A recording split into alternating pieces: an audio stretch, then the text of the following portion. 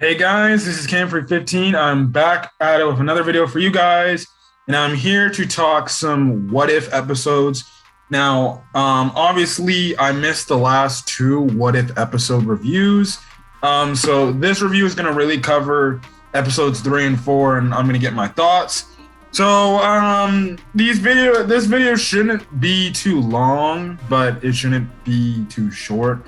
I'll see if I can keep it in the middle of the pace, but yeah, so the last few weeks of What If have been, I would say, pretty solid. Obviously, episode 4, in my opinion, right now was the best episode of the series so far. So yeah, let's get into it.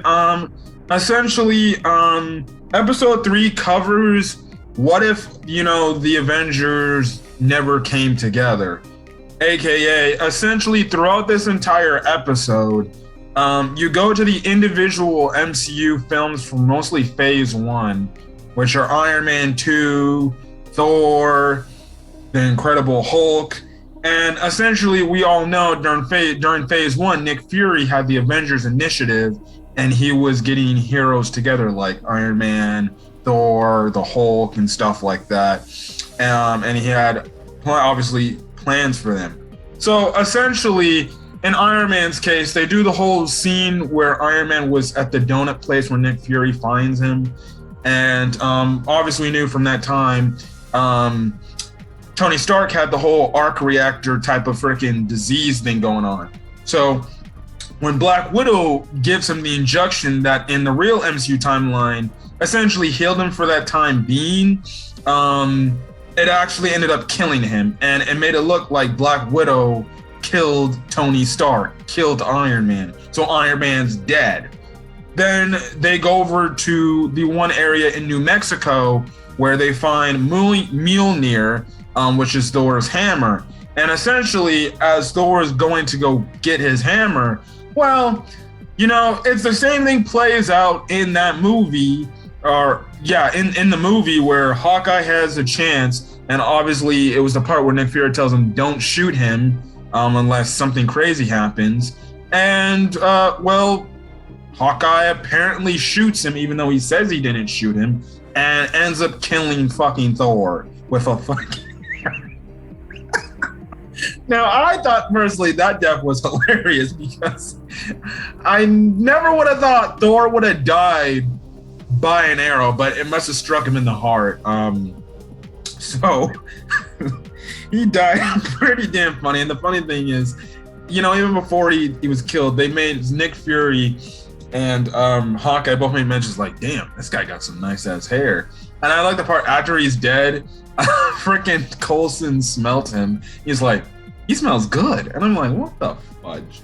So they essentially arrest Clint Barton, and because they think that he did it, and they're even asking him like, did you do this? And he's like, no, I didn't fire the arrow. But when they leave away to go away for a bit, but when they go check back up on him, well, guess what? Clint Barton's dead now. So Hawkeye's dead. Anyways, Nick Fury gives Black Widow an item to escape, obviously containment. She goes to the area to meet up with Betty Brant, in the area in the Incredible Hulk near the school university area. They find Bruce Banner. Now, Bruce Banner looks more like Mark Ruffalo here than Edward Norton. Now, Mark Ruffalo actually plays his role. And the thing is, essentially the same type of events kind of hold out. The only thing is, Thunderbolt Ross tells everybody, listen, don't shoot him. So they're not going to shoot him. But then, Bruce gets shot. He transforms into the Hulk. He starts hulking out in the one scene in the whole scene like the Incredible Hulk. But the thing is, all of a sudden he ends up getting freaking bigger, and he starts freaking getting bulking up. And then he just literally just explodes. And I'm like, oh, that was pretty dark. So he explodes. So the Hulk is dead now. So Black Widow looks into this a little bit more, and she sees something about hope, but then she ends up getting dragged away and she ends up being killed. To make things matters worse, I guess you can say, to make matters worse, Loki actually shows up with the Asgardians to get revenge on Thor being killed. And essentially what happens is Nick Fury, has to look for the killer, but obviously thanks to the information that Black Widow gave him, he asked Loki for some help. So the thing is, you have Nick Fury show up at this gravesite in San Francisco, and lo and behold, we find out the killer of the episode of all the other Avengers was none other than Hank Pym himself. This time not wearing in the Ant-Man costume, he's wearing the Yellow Jacket costume, because we know he helped develop the Yellow Jacket, costume. And essentially, the reason why he killed all the Avengers is because Hope worked for S.H.I.E.L.D. In this timeline as a secret agent, and she ended up dying on a mission, and Hank Pym obviously is very upset and pissed off. And we know, Hank Pym, especially old man Hank Pym, he was never cool with S.H.I.E.L.D. after the incident with Janet. And remember, guys, this Hank Pym doesn't even know that Janet is still alive. So he thinks he lost his wife all those years ago, as well as he now knows that he lost his daughter. So he's like, I'm gonna get S.H.I.E.L.D. back for it. But the thing is, and during the fight, Nick Fury is literally owning him. We later find out it was actually Loki pretending to be Nick Fury with his illusion spell. After they take out Hank Pym, essentially, Loki takes over, and he's like, well, there's nobody else to defend the planet, I'm gonna take over. So the episode essentially ends off with Nick Fury going to the wreckage site of Captain America, where he's frozen in ice, looking like he's about to revive him. And we also see Captain Marvel show up, because obviously Nick Fury called the pager. And I'm guessing in this timeline, I don't know if they're going to continue this timeline story or this multiverse story here, but that was the thing there. But hey, he called in Captain Marvel and stuff like that. So, I'm guessing there would have been a completely different Avengers team. I would envision that Captain America, Captain Marvel, probably, I guess you would say, if they would find, I guess, maybe, Wanda and her brother, maybe,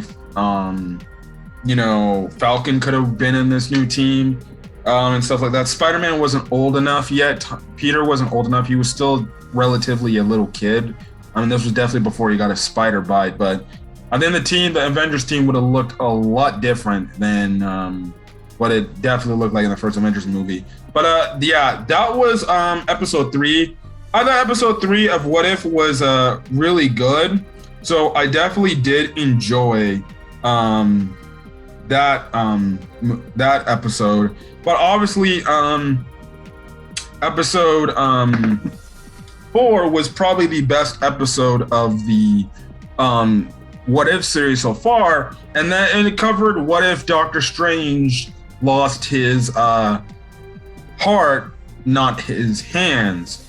And essentially we had the whole scene where, obviously Stephen Strange takes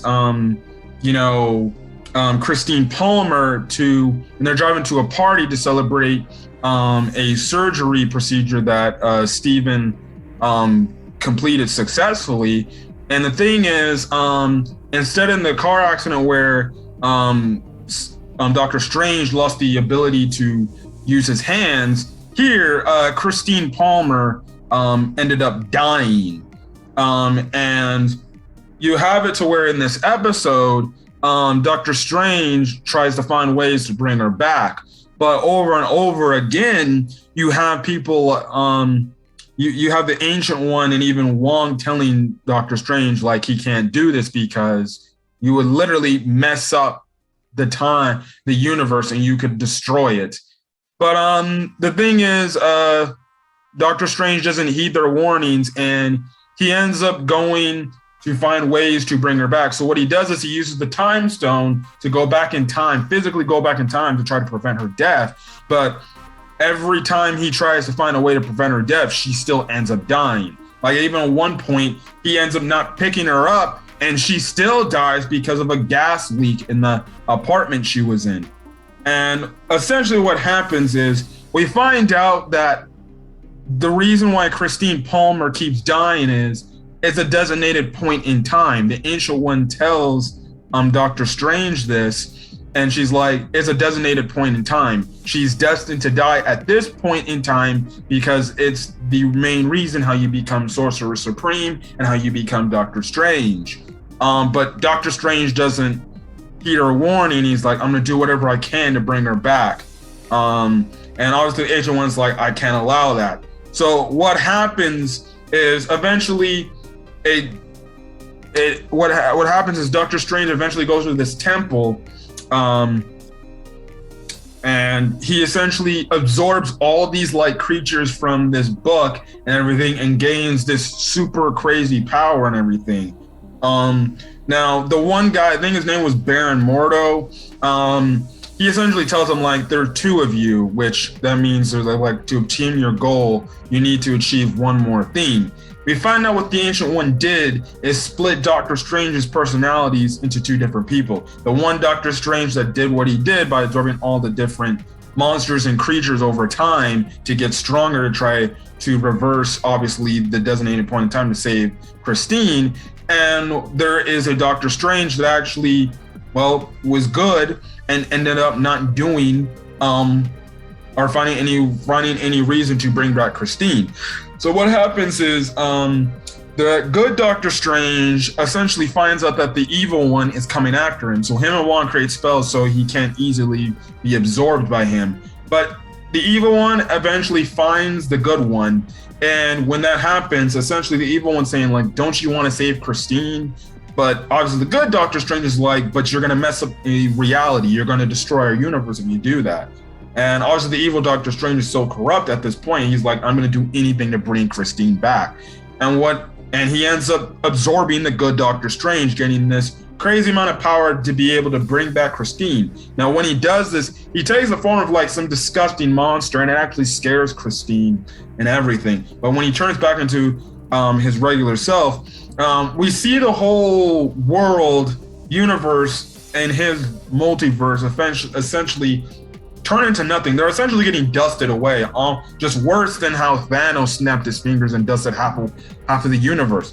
Literally, essentially, the episode ends off pretty damn dark, where everybody in this multiverse, in this alternate reality, all die, and there is no universe. The universe is done. It's dead. And one of the craziest things is, throughout the entire episode, we see the evil Doctor Strange realize that the Watcher, who is essentially the narrator of the show, essentially he feels his presence, and as he's trying to stop the universe from collapsing, he's talking to the Watcher. He's like, hey, I know you're there. Please, can you do something? And the Watcher literally comes down and he's like, I could do something, but I'm not.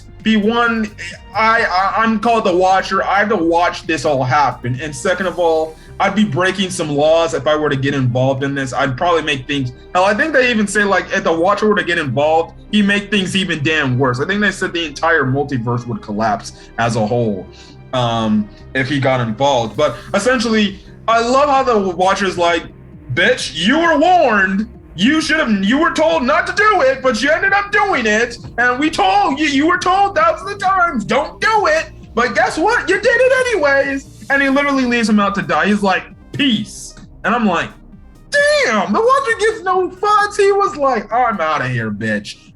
This is your problem, not mine. I'm just the guy who's watching all these different universes and realities take place. And the episode literally ends off with Doctor Strange, this evil Doctor Strange, all alone in this universe this destroyed cocoon of a universe. And he's all by himself. That's it. And that's how the episode ends. It ends up on a dark note. So Marvel and Disney were like, you know what? The last few episodes, yeah, the episode 3 was kind of had a little bit of a dark ending, but hey, at the same time, it's promised we could see Captain Marvel at the end. And the first 2 episodes had pretty nice, somewhat happy endings. Finally, episode 2 probably had the happiest ending so far in this series. But here, Marvel and Disney are like, you know what? You're getting the sad ending. That's it. So I wonder if this evil Doctor Strange is gonna find a way to get into another alternate reality, another multiverse. I guess it would make sense that he would show up in somebody else's multiverse. Who knows? It's gonna be interesting to say the least. But I will say episode 4 was my favorite episode of this series, and I definitely did enjoy it. Yeah, but I really do like What If, and that's kind of it. But yeah, I'm gonna get out of here, guys. If you guys liked the video, leave a like, put in the comment section your thoughts on episode 3 and 4 of What If. I will be doing an episode 5 review if I get the chance this Wednesday to do it. Yeah, but other than that, hit that subscribe button if you want to get more MCU content. I also did do a Shang-Chi review, non-spoiler and spoiler review of that movie, which I thought was a great movie. But other than that, I'm MacGyver. So I'll catch you guys in the next video now, guys, and I'll see you guys for What If episode 5 review. Till then, guys, peace.